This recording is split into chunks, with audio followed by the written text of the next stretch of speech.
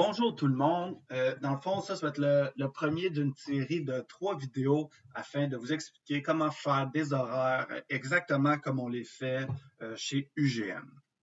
Cette première vidéo-là va surtout traiter de l'ajout d'un site de compétition à un événement, donc le site où il va y avoir les parties, pour ensuite aller ajouter les terrains à un site de compétition. Donc, par exemple, le terrain 1, 2, 3 à un terrain comme le Stade Hébert. Donc, pour commencer, on va aller sur l'activité désirée. Donc, dans notre cas, les récréatifs l'hiver 21-22. Et ensuite, on va aller sur site de compétition.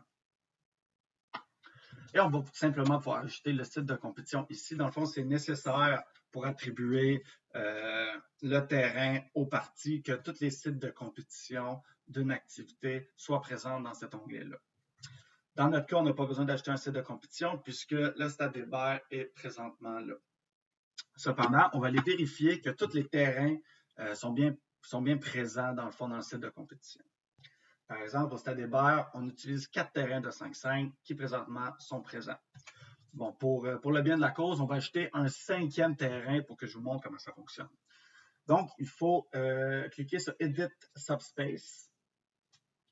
Puis, on descend en bas dans Subspace Unit pour ajouter un terrain. On va aller dans Label, on va juste continuer avec la suite, donc le T5 pour le terrain 5, et on va créer le Subspace Unit.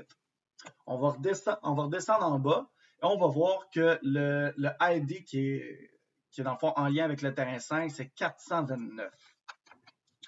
Donc, pour créer le terrain, il faut aller sur le label, encore une fois, écrire le label qu'on désire, le terrain 5, et le Subspace Unit ID qu'on vient de déterminer, qui est 429.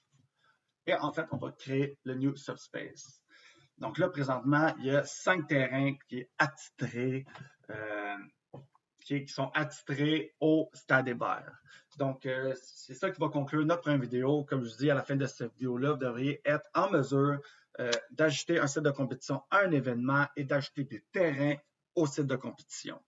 Encore une fois, ça, c'est nécessaire de passer par ce processus-là afin d'automatiser tous les horaires que tu as besoin de faire dans une saison. Puis de ne pas avoir besoin de refaire, dans le fond, ce processus-là à chaque fois, à chaque horaire.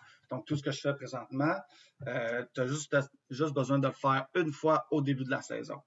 Encore mieux, si, par exemple, j'ajoute mes terrains-là pour le Stade Hébert, je n'aurai plus jamais besoin de le refaire parce que, à moins que mes terrains changent, mais les 4 terrains qui sont associés au site de compétition sont présentement faits. Donc, voilà. Merci.